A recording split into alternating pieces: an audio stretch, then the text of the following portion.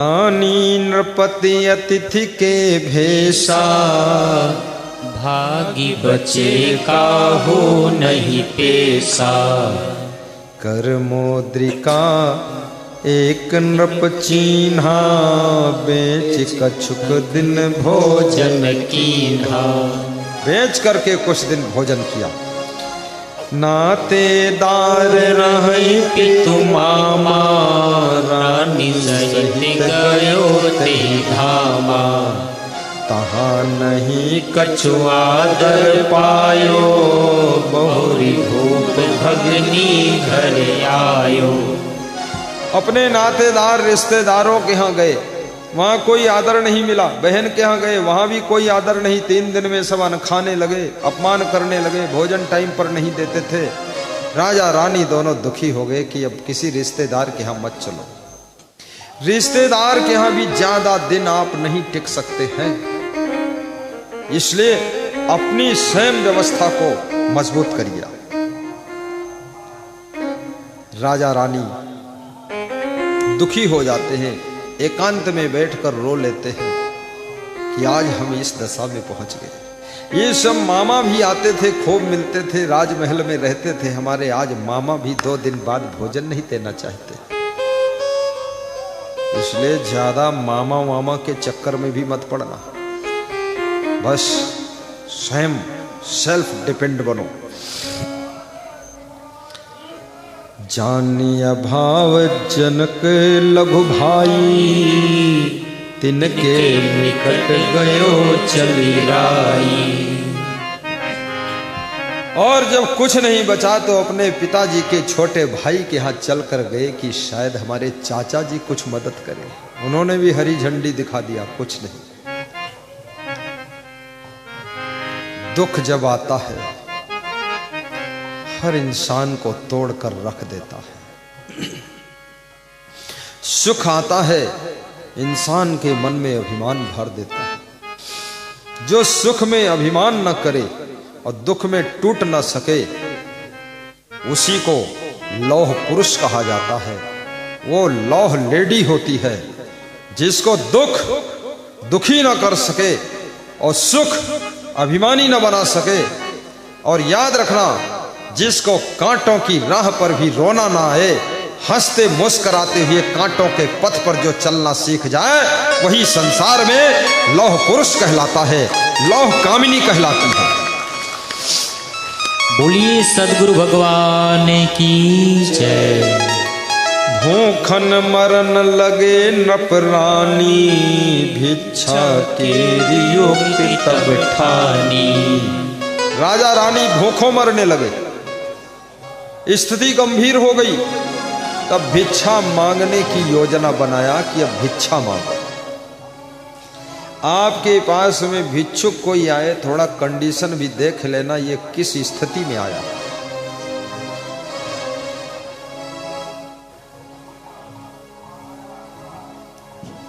राजा रानी भीख मांगने की योजना बना रहे थे। भीख तो लोग कम देते हैं, सीख ज्यादा देते हैं। और कितने भिखारियों ने भीख मांगना तो धंधा ही बना लिया। अब उनको भीख मांगने में ही आनंद आ रहा है। भीख मांगने की आदत मत बनाइए और दाता बनकर के जिंदगी जियो। और हमेशा प्रेम और करुणा हृदय में भरी रहनी चाहिए।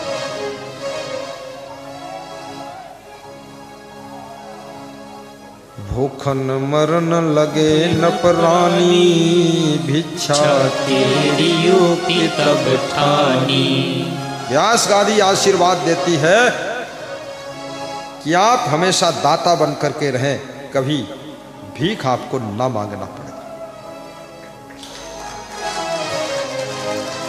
घर घर भिक्षा करई भुआरा, तन पर बसन न जुरई आहारा।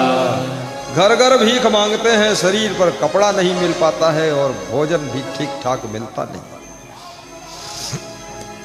कछुक काल या विद चल गयो, नृप रानी से बोलत भयो। कुछ दिन इस तरह से बीते, फिर राजा ने अपनी रानी से एक दिन कहा कि इस तरह भीख मांगकर कब तक गुजारा करेंगे। तो रानी ने कहा तो कौन उपाय है? तो राजा ने बताया, शंभर गढ़ एक साहु सुजाना, मानिक नाम विदित धनवाना। शंभर गढ़ में एक मानिक शाह नाम के सेठ जी रहते हैं। वह सबका पुण्य खरीदते हैं और पुण्य के बदले धन देते हैं। तो रानी ने कहा, अच्छा ऐसा है तो आप जाओ ना, अपना पुण्य थोड़ा बेच लो, अब कुछ बचा नहीं, पुण्य बेचो। तो राजा ने कहा, जाऊं कैसे? रास्ते का भी कुछ खर्चा नहीं है, रास्ते में क्या खाऊंगा? तो रानी बुद्धिमान थी, उसने कहा, मैं पड़ोसियों के यहां से कुछ मांग लाऊंगी, रास्ते के लिए दे दूंगी, खा लेना, पुण्य बेचकर आ जाना पैसा लेकर। बेचन पुण्य जात जो कोई, मानिक साहु लेत है सोई। कागज पर लिख तुला चढ़ावे, ताही बराबर सोन देवावे। मानिक चंद शाह पुण्य को कागज पर लिखवाता है, धर्म तुला पर चढ़ाता है, जितना वजन पुण्य होता है उतना वजन सोना दे देता है। तो जाओ राजा साहब जाओ। कैसे जाऊं, क्या करूं? रानी दौड़कर जाती है, पड़ोसियों के यहां से थोड़ा आटा मांग लाती है, थोड़ा नमक मांग लाती है, पोटली में बांध कर दे देती है कि रास्ते में भूख लगे तो आटा की भौरिया बनाकर, बाटी बनाकर खा लेना और चले जाना।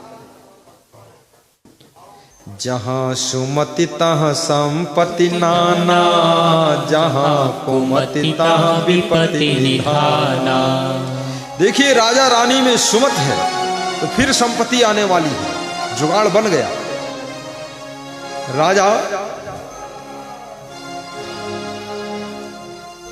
तामे कछुक बेच लई आओ, पहिरो बसन पेट भरी खाओ। हे राजा, पुण्य बेच करके और वहां से धन ले आइए, अच्छे कपड़े पहनिए और पेट भर खाइए, और जिंदगी रहेगी तो फिर पुण्य कर लेंगे। तो राजा, जो जग में तनु रही हमारा, करब दान पुण्य बहुत अपारा। जिंदा रह जाएंगे तो हम पति पत्नी फिर दान खूब करेंगे, पुण्य कमा लेंगे, लेकिन अब परिस्थिति बहुत दुखद है तो बेच लो जाकर पुण्य। कहे राजा रानी सुन ले हूँ, मार्ग को खर्चा कछु देहू। राजा ने कहा, रानी मेरी बात तो सुनो, रास्ता का कुछ खर्चा दे दो। तो रानी ने कहा, और खर्चा कुछ नहीं, पैदल चले जाओ, पैसा है नहीं, बस आटा और नमक ले लो, बाटी बनाकर खा लेना। राजा आटा पोटली में बांधकर नमक लेकर के प्रस्थान करता है। तही बासर निश भई तरु पाई, रहो सोतिय बिन भोजन खाई। ये पहली रात राजा जब चला तो जहां रात हुई, रानी यहां अकेली है और राजा बीच रास्ते में अकेला आज रात को विश्राम कर रहा है। सवेरे राजा उठा, सरोवर में स्नान किया, बाटी बनाया और खाने के लिए बैठा। देखिए क्या हुआ। उसी समय दूसरे दिन चल सरयक पायो, करी मज्जन नप भौरी लायो। संग से की तोरण हरि भोग लगावा, तेहि क्षण अभ्यागत आवा। एक भूखा व्यक्ति आया, साधु टाइप के कपड़े पहने था, और जब बाटी को तोड़कर भगवान का भोग लगाकर खुद खाने का इरादा किया राजा वीरभद्र ने, तो उसने कहा, मैं बहुत भूखा हूं, मुझको दे दो। राजा ने कहा मैं तो 2 दिन का भूखा हूं और तू भूखा है, चलो कोई बात नहीं। क्षुधावंत बोला हर हाई, सुन नृप के मन करुणा आई। होय धनी कंगाल जो तद्यपि रहे उदार, जन्म दरिद्री धन लहे, कर न सके उपकार। दोई भौरी अभ्यागत ही दीन्ही करि सन्मान, दुई पुनि अपना खाए के, तीनों बहुरी पयाल। 4 बाटी बनाया था, 4 भौरिया, 2 उस अभ्यागत को खिला दिया भूखे को। वो महात्मा था, संत था, दे दिया, 2 स्वयं खाया। आगे के लिए प्रस्थान किया। धीरे धीरे मानिक चंद शाह के यहाँ पहुंच गए। तीसरे दिवस शाह पहुँचायो, आदर करी राजा बैठायो। तीसरे दिन मानिक चंद शाह के यहाँ जब पहुंचे, राजा का चेहरा देख करके मानिक चंद समझ गया कोई है बड़ा आदमी। प्रेम से बैठाया। पूछो बणिक कहाँ ते आए, को हो कौन काज सिधाए। कौन हो, कहाँ से आए हो, किस काम के लिए आए हो, आओ बैठो बताओ। तब बताया। सुन नरेश यस वचन प्रकाशा, सोरठ आयन तुम पासा। सोरठ नगर से मैं आया हूं, आपके पास में इसलिए आया हूं, बेचन पुण्य हेतु यह ताता, तुम लेत सुनी हम बाता। मैं पुण्य बेचने के लिए आया हूं, मेरा पुण्य खरीद लो, पैसा दे दो हमको। अस सुन शाह उतर तब दीन्हा, बेचो पुण्य जवन तुम कीन्हा। मानिक चंद शाह ने कहा जितना तुमने पुण्य किया है बेच लो, एक कागज पर लिखो, चढ़ाओ तुला पर। तो लिखा और चढ़ाया। 1 ग्राम वजन पुण्य नहीं था, 1 ग्राम भी। धर्म तुला बिल्कुल झुकी ही नहीं। राजा चौंक गया, इतना पुण्य किया, इतना यज्ञ किया और इतना गौ में दान किया, 1 ग्राम पुण्य नहीं निकला। लिख कागज पर तुला चढ़ायो, साची लिखो द्रव्य जई पायो। सच्चा सच्चा पुण्य लिखो राजा साहब, तभी ये तुला स्वीकार करेगी, नहीं तो ये झूठ मूठ लिख के यहाँ कुछ नहीं चल सकता। राजा शर्मिंदा होने लगा। 10 सहस्र मख कीन्ह्यो राई, सो लिखि मानिक तुला चढ़ाई। 10,000 यज्ञ का पुण्य लिखा कागज पर और तुला पर चढ़ाया, 1 ग्राम पुण्य नहीं निकला। 10,000 यज्ञ व्यर्थ हो गए।